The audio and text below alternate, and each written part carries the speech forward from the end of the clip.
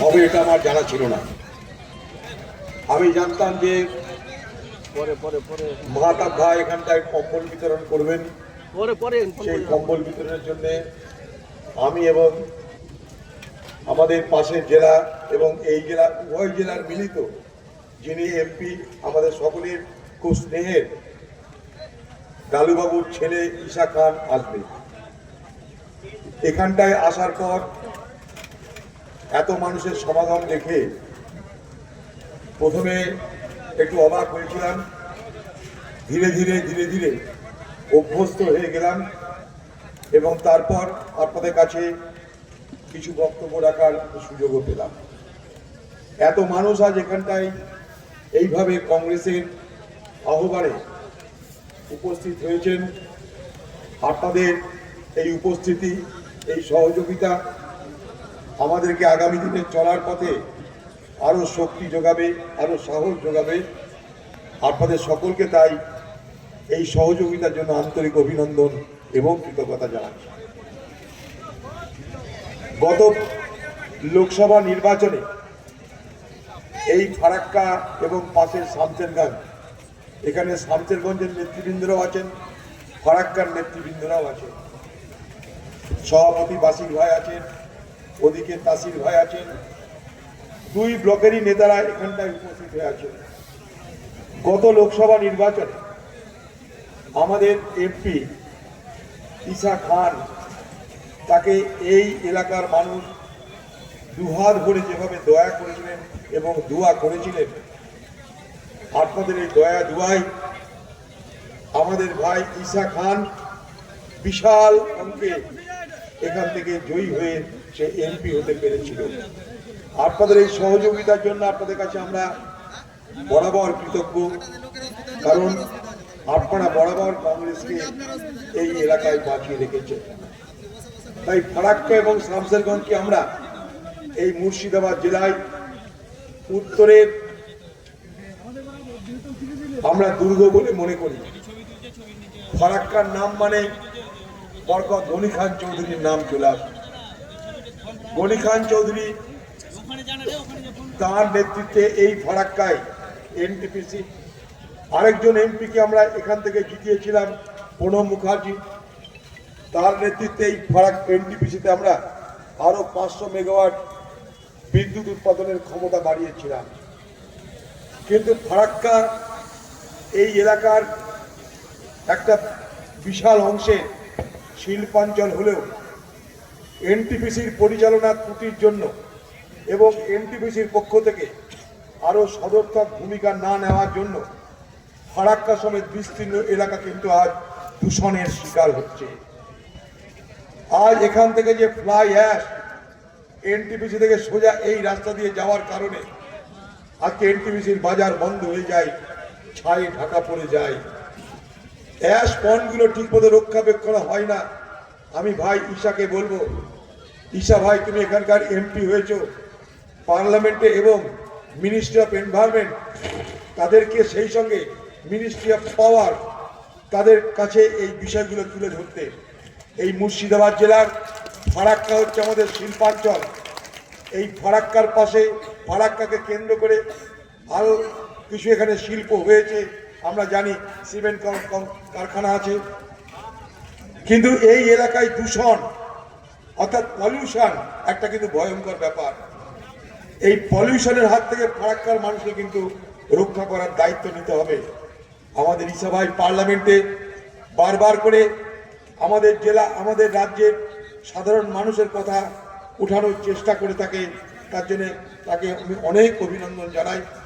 আমাদের সবে ধন নীলমণি, বাংলার সবে ধন নীলমণি, আমাদের একটাই নীলমণি আছে আমাদের, তার নাম ঈশা খান চৌধুরী। তাই তার কাছে সব আবদার আমাদের পার্লামেন্টের মধ্যে দাঁড়িয়ে বলবেটাকে বলবে ঈশা। তাই ঈশার কাছে আপনারাও আবদার করেন, আমি নিজেও আবদার করি। আমি বলেছিলাম ভাই ঈশা তুমি পার্লামেন্টের মধ্যে পরিযায়ী শ্রমিকদের কথা তোলো, ঈশা কিন্তু তুলেছিল। সে নিজে নয়ডায় গেছিল, মন্ত্রীর সঙ্গে দেখা করেছে, সে খুব সক্রিয় থাকে। তাই একটা কথা বলতে পারি, ঈশাকে জিতিয়ে আপনারা এই এলাকার মানুষের দুঃখ দুর্দশার বিষয়টা পার্লামেন্টের মধ্যে উঠানোর ব্যবস্থাটাকে আপনারা পাকা করে ফেলেছেন, নিশ্চিত করে ফেলেছেন। পরিযায়ী শ্রমিকার এ বাংলার বিরাট সমস্যা। আমাদের ডান দিকে আজকে মুখ্যমন্ত্রী, আমাদের বাঁ দিকে আজকে খোকাবাবু। ডান দিকে ভারতবর্ষের প্রধানমন্ত্রী এসেছেন আমাদেরকে উন্নয়নের কথা বলতে, বিকাশের কথা বলতে, আমাদেরকে স্বপ্ন দেখাতে এসেছেন। অনেক বড় বড় স্বপ্ন তিনি দেখাবেন, এখানে দেখাবেন মালদায়, দেখাবেন হুগলিতে, সব ঠিক আছে। কিন্তু আপনার কাছে আমাদের প্রশ্ন এটাই, প্রায় 15 বছর আপনি ভারতবর্ষের ক্ষমতায় টিকে থাকার ব্যবস্থা করে ফেলেছেন। ভারতবর্ষের কি পরিবর্তন করলেন? ভারতবর্ষের মৌলিক সমস্যার কি সমাধান করলেন বলুন? উল্টো দিকে আজকে এখানটা এসছে বাংলার খোকাবাবু। সে কোনো মন্ত্রী নয়, শান্তি নয়, কিন্তু সে আসবে বলে আজ বেলডাঙ্গাতে প্রচুর পরিমাণ লাঠি চার্জ হয়ে গেল। সে আসবে বলে বহরমপুর শহরের যে বাস স্ট্যান্ড, যেখানে সারা মুর্শিদাবাদ জেলার মানুষ সমবেত হয়, যায় যাতায়াত করার জন্য, রুটি রুজি, স্বাস্থ্য, শিক্ষা সবকিছুর জন্য বহরমপুর বাস স্ট্যান্ড এক উল্লেখযোগ্য জায়গা। সেই বাস স্ট্যান্ডকে 11টা থেকে বেলা 4টে পর্যন্ত বন্ধ করে দেওয়া হয়েছে। না বাস যাবে, না বাস আসবে, কারণ খোকাবাবু আসছে, দিদির আদরের খোকাবাবু আসছে। তাই তাকে খাতিরদারি করার জন্য তার উপর যেন একটা ফুলের পাপড়িরও যাতে আঘাত না লাগে, কারণ সে আমাদের বাংলার মুখ্যমন্ত্রী খোকাবাবু। ফুলের পাপড়ির যেন আঁচড় তার উপরে না লাগে, তার জন্য তিনি সব ব্যবস্থা করেছেন।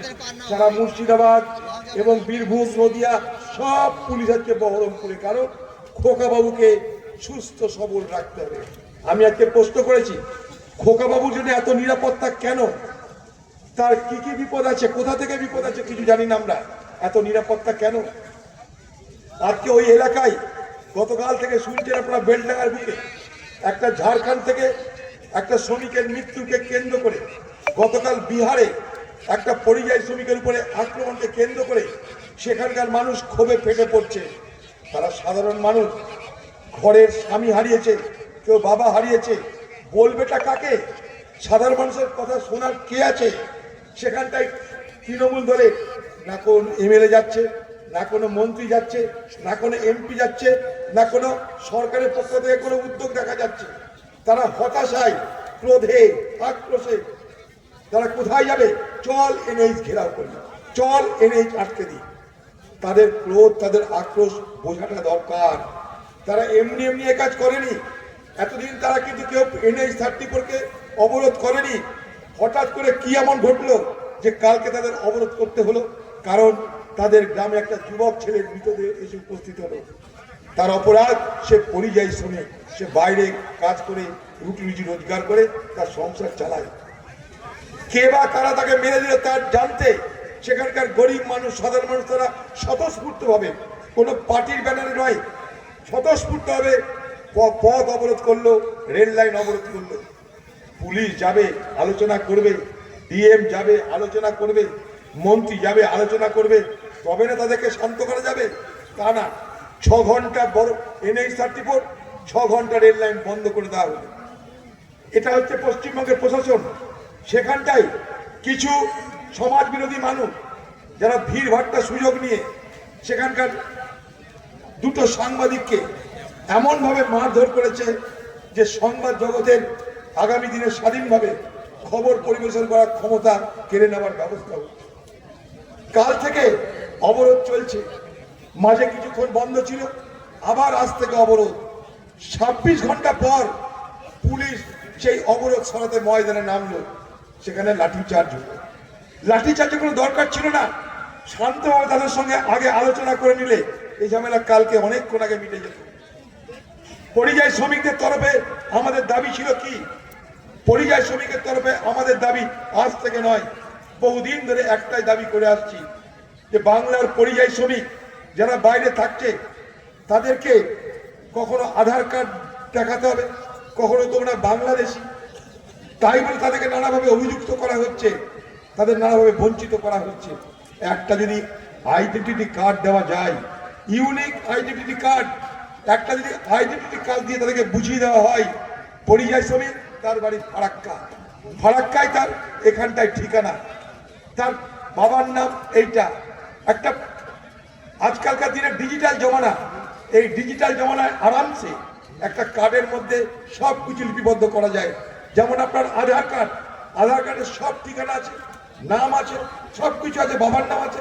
তেমনি একইভাবে একটা পরিযায়ী শ্রমিকের জন্য বিশেষ করে একটা যদি পরিচয়পত্র সরকার দিতে পারতো, তাহলে আজকে বাংলার পরিযায়ী শ্রমিকদের এই দুরবস্থা হতো না। সেই দাবি আমরা বারবার করেছি। এতদিন পর কালকে গিয়ে মুর্শিদাবাদের ডিএম বলছে যে না, এবার আমরা পরিযায়ী শ্রমিকদের কার্ড দেব।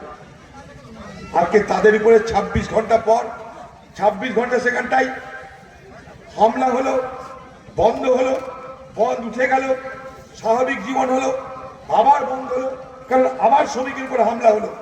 ক্ষোভে ফেটে পড়ছে গরিব মানুষেরা, তাদেরকে লাঠিচার্জ করিয়ে সরিয়ে দেওয়া হলো। কারণ কি?